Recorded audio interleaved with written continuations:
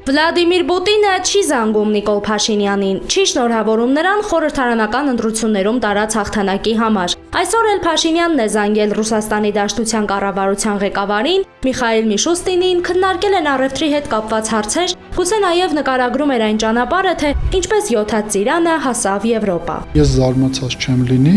եթե հեռախոսազրույցի ժամանակ հայկական կողմը նաև խոսացել է պոտենցիալ հանդիպման մասին, հնարավոր հանդիպման մասին։ Հայաստանի եւ Մոսկվայի միջև հարաբերությունները շարունակում են մնալ աննախադեպ սառը փուլում։ Իսկ հավաքական անվտանգության պայմանագրի կազմակերպության Հայաստանի անդամակցության հարցն անորոշ է։ Նախատեսված հանդիպում չի եղել եւ երկրների ղեկավարների հանդիպումների կարճ ժամանակ ասած է ինքը մի շաբաթ մի օր չի։ Այսինքն առաջիկայում կլինեն շփումներ, չի եղել։ Չնայած պաշտոնական շփմանը ռազմավարական գործընկեր պետությունների միջև ակնհայտ դադար կա։ Քաղաքագետ Բենյամին Մաթևոսյանն այս դադարը պատահական չի համարում։ Նրա պնդմամբ խնդիրը ոչ թե բուն ընտրություններն են, այլ Երևանի որդեգրած արտաքին քաղաքական նոր կուրսը, որն այլևս վստահելի չէ Մոսկվայի համար։ Արձանագրենք, որ Ռուսաստանում չեն ցանկանում հանդիպել Նիկոլ Փաշինյանի հետ, չեն ճանաչում նրա լեգիտիմությունը, անկախ նրանից Միշուստինի հետ ինչա խոսում, ինչա պայմանավորվում, ինչա խնդրում,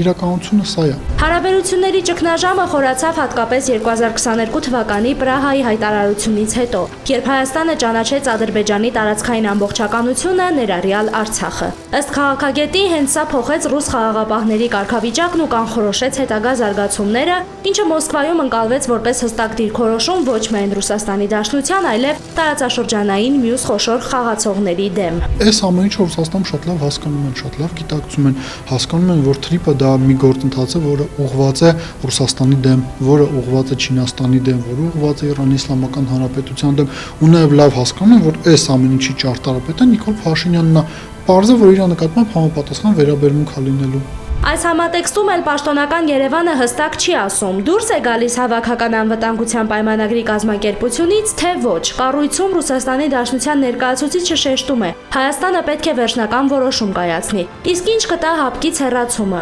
Հայաստանին կկանգնեցնի լրջագույն անվտանգային սպառնալիքների առաջ։ Այս կարծիքին է մեր զրուցակիցը։ Եթե մենք հապկից դուրս գանք, տրամաբանությունը հուշում է, որ հաջորդիվ կարող է բարձրացվի հարց 102 ռազմաբազան դուրս բերելու, ռուս սահմանապահներին դուրս բերելու, այդ պարագայում ես անկեղծ չեմ հասկանում, ինչը Թուրքիային ու Ադրբեջանին պետք է զսպի Հայաստանի դեմ գործողություններ իրականացնելու, հատկապես այն տրամաբանությամբ, որ իրանք պահանջում են, որ 300,000 ադրբեջանցիները տեղափոխվեն Հայաստանի Հանրապետություն։